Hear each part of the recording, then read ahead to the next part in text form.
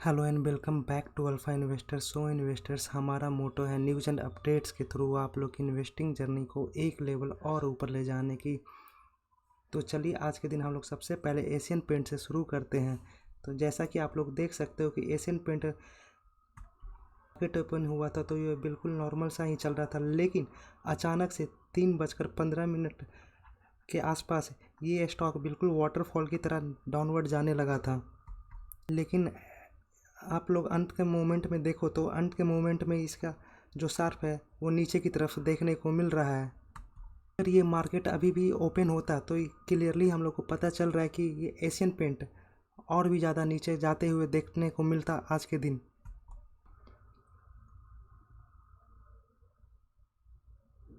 तो 1:30 के आसपास ऐसा क्या हुआ था कि एशियन पेंट में इतनी बड़ी गिरावट देखने को मिल रही थी।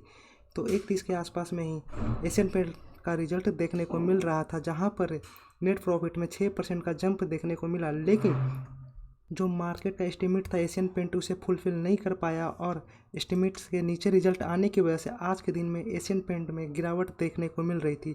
तो एस्टिमेट का मीनिंग क्या है? एस्टिमेट का मेन मीनिंग यही है कि मार्केट उम्मीद कर रहा था कि इससे ज़्यादा अच्छा रिजल्ट लाने की, लेकिन पेंट उस रिजल्ट को लाने में फेल हो गया। वजह से आज के दिन एशियन पेंट में गिरावट देखने को मिल रही थी। बात आती है क्या एशियन पेंट का रिजल्ट ख़राब था? तो आंसर है बिल्कुल नहीं। एशियन पेंट के रिजल्ट में इम्प्रूवमेंट देखने को मिल रही थी, जहां पर ईयर ऑन ईयर भी 6% का ग्रोथ और क्वार्टर ऑन क्वार्टर भी ग्रोथ देखने को मिल रहा था। जो मार्केट उम्मीद एशियन पेंट से कुछ ज़्यादा ही लगा बैठा था, उस उम्मीद के पे एशियन पेंट आज के दिन खड़ा होते हुए नहीं देखने को मिला। जब इतनी बड़ी कंपनी गिरती है तो आसपास के मार्केट कैप वाली कंपनियों को भी लेकर नीचे जाती है। तो आप लोग सिमिलरली देख सकते हो कि बर्जर पेंट में भी लगभग 1:30 से 1:35 के आसपास में होना शुरू हुआ था और ये कंटिन्यूस नीचे ही जाते हुए देखने को मिल रहा था। इससे मार्केट प्रिडिक्ट ये कर लेता है कि अगर एशियन पेंट का रिजल्ट में कोई खास दम देखने को नहीं मिल रहा है तो बर्जर पेंट में भी दम देखने को नहीं मिलेगा, जिस वजह से दिन बर्जर पेंट में भी पिटाई होते हुए देखने को मिल रही थी। बात ये आती है कि क्या इसे होल्ड करें या सेल करें। तो जब हम लोग एशियन पेंट में 1 सालों का ग्राफ देखो तो 1 साल में -13% का नेगेटिव रिटर्न, और जब हम लोग 5 सालों की बात करें तो लगभग 150% का धुआंधार रिटर्न अपने इन्वेस्टर्स को कमा कर दिया है। मैक्स में लगभग 1900% का रिटर्न अपने इन्वेस्टर्स को कमा कर दिया है। पेंट इतने लॉन्ग टर्म में अपना क्रेडिट कुछ इतना ज़्यादा ही अच्छा बना रखा है कि इसे होल्ड करना ही उचित होगा। 1-2 क्वार्टर एशियन पेंट जैसी कंपनी को नहीं चेंज कर सकता है। और जैसा कि आप लोग क्लियरली जानते हो कि हाल के टाइम में क्रूड ऑयल में काफ़ी ज़्यादा हुई थी और तरफ से भी बहुत ज़्यादा रेट हाइक हुई थी। इस वजह से मैन्युफैक्चरिंग कॉस्ट जो थी कंपनियां की वो बहुत ज़्यादा ही बढ़ चुकी थी। अभी का टाइम बात करें तो अभी के टाइम में सब कुछ नॉर्मल होते हुए देखने को मिल रहा है। तो आने वाले फ्यूचर में एशियन पेंट में ज़रूर ग्रोथ देखने को मिलेगी। अगर एशियन पेंट कोई स्मॉल कैप कंपनी होती तो हम लोग इस पे बिल्कुल अलर्ट हो जाते हैं, लेकिन ये इतनी बड़ी फंडामेंटल स्ट्रॉन्ग कंपनी और लार्ज कैप कंपनी है कि हम लोग इस पे बिल्कुल बिलीव करके आगे बढ़ सकते हैं। और सिमिलरली बर्जर पेंट में भी लगभग 1 साल में बर्जर पेंट में लगभग 24% की गिरावट और 5 सालों में 122% का रिटर्न अपने इन्वेस्टर्स को कमा कर दिया है। और जब हम लोग मैक्स की बात करें तो मैक्स में लगभग 32,500% की रिटर्न अपने इन्वेस्टर्स को कमा कर दिया है। टाइम सभी कंपनियों में आता है, लेकिन उस टाइम अपने पर बिलीव करना होता है, जहाँ पर हमें बिजनेस को होल्ड करना होता है और बिजनेसेस को वक्त देना होता है। बिजनेस ग्रो जब करे तो उसके रिटर्न हम लोग के पास भी आकर मिले। आप लोग दोनों स्टॉक एशियन पेंट और बर्जर पेंट दोनों को होल्ड करके आगे बढ़ सकते हो। बात करें अडानी इंटरप्राइजेज की तो आज के दिन अडानी इंटरप्राइजेज ने लगभग 4% का बॉटम लगाया था और जो क्लोजिंग हुआ है 3.86% के आसपास जाकर क्लोजिंग हुई है। जैसा कि आप लोग जानते हो कि मैं कुछ दिन पहले ही कवर किया था कि अडानी इंटरप्राइजेज में एफपीओ आने वाला है, तो उस एफपीओ का डिस्काउंट प्राइस उस टाइम तय नहीं किया गया था और आज के दिन एफपीओ का डिस्काउंट प्राइस आते हुए देखने को मिला, जहां पर अडानी इंटरप्राइजेज का जो एफपीओ आने वाला है 13 से 15% के डिस्काउंट पर आने वाला है और एफपीओ का जो साइज़ है लगभग 20,000 करोड़ की है। जैसे ही मार्केट में आया वैसे ही आज के दिन अडानी इंटरप्राइजेज में 4% का फॉल देखने को मिला था। एफपीओ का जो प्राइस सामने आते हुए देखने को मिला है वो 3112 से लेकर 3275-76 के देखने को मिला है। जो मार्केट प्राइस चल रहा है वो काफ़ी ज़्यादा ऊपर चल रहा है, जहाँ पर आज के दिन इंटरप्राइज 3460 रुपये के आसपास ट्रेड करते हुए देखने को मिला था। तो जैसा कि आप लोगों को मैंने पहले की वीडियो में बताया कि जितने पे एफपीओ आता है उसी प्राइस के अकॉर्डिंग उसी प्राइस पे चला जाता है। अब यही हुआ कि जो प्राइस पे एफपीओ आने वाला है ये स्टॉक प्राइस उसी के आसपास जाकर शिफ्ट हो जाएगा। आने वाले समय में अडानी इंटरप्राइज में और भी बड़ी गिरावट देखने को मिलेगी और ये जाकर 3112 से लेकर 3275 के आसपास में जाकर एडजस्ट हो जाएगा।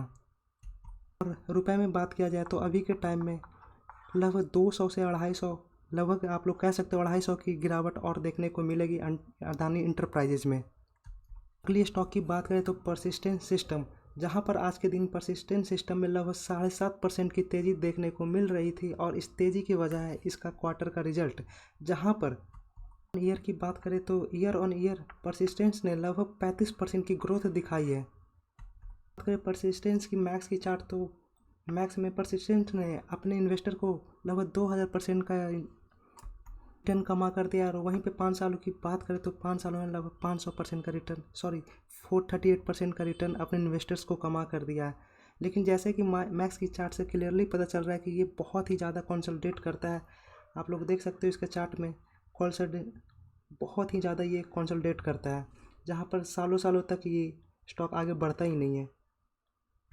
और जब आप लोग इसके बैलेंस शीट की तरफ नज़र डालोगे तो बैलेंस शीट में भी प्रॉफिट के काफ़ी अप्स एंड डाउन्स देखने को मिलता है, जहाँ पर प्रॉफिट सडन काफ़ी ज़्यादा बढ़ जाता है, फिर नीचे आता है, ऊपर जाता है, नीचे आता है। तो ऐसे ही करते हुए ये आगे बढ़ रहा है।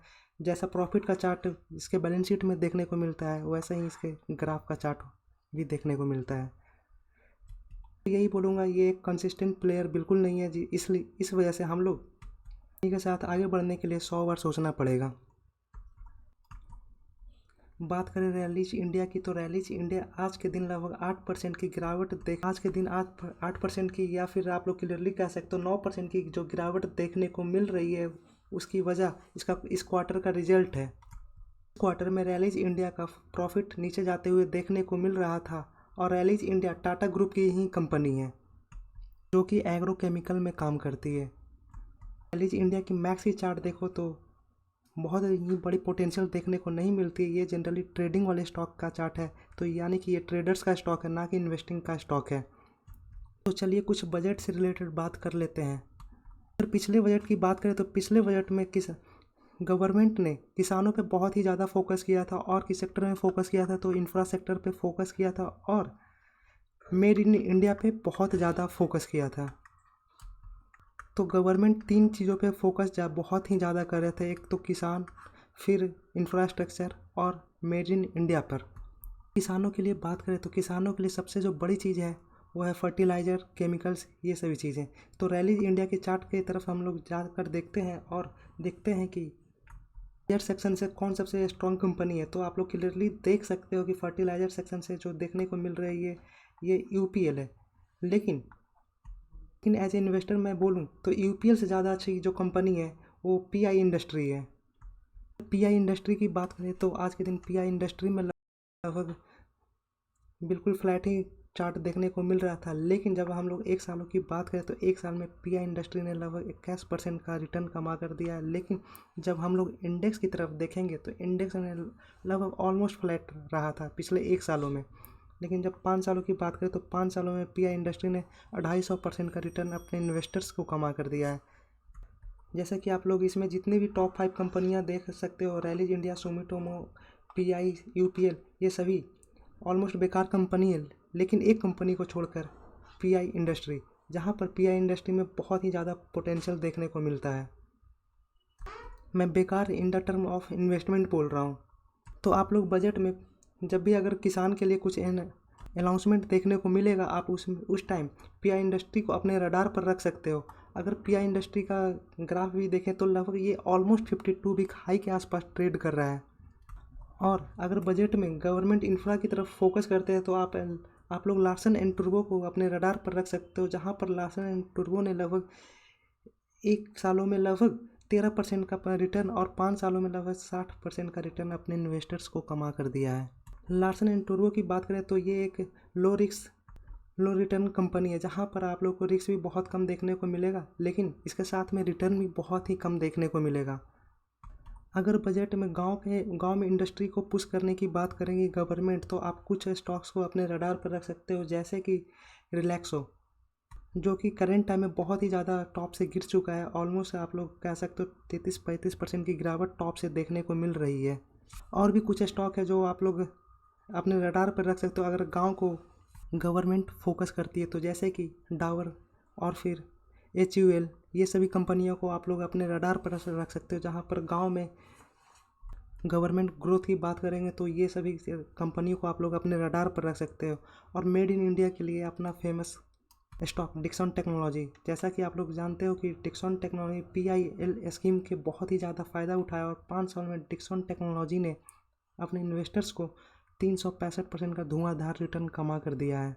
अगर government made in Indian technology को पुश करते हैं तो आप लोग डिक्सन टेक्नोलॉजी को रडार पर रख सकते हो। और गवर्नमेंट बहुत सारी PIL स्कीम लाती है और ये स्कीम सेक्टर वाइज गवर्नमेंट लाने की कोशिश करती है। जैसे कि आप लोगों ने कुछ टाइम पहले कपड़ों की इंडस्ट्री के लिए PIL स्कीम देखा था और बैटरी वाली कंपनियों के लिए PIL स्कीम देखा था। तो ऐसे ही हम लोग को या फिर आप लोग को फोकस करना होगा बजट के दिन की गवर्नमेंट किस इंडस्ट्री को ज़्यादा पुश कर रही है, तो उस हिसाब से हम लोग आगे की रणनीति बनाएंगे और अपनी इन्वेस्टिंग जर्नी को आगे कंटिन्यू करेंगे। तो चलिए मिलते हैं किसी और वीडियो में। Thank you so much.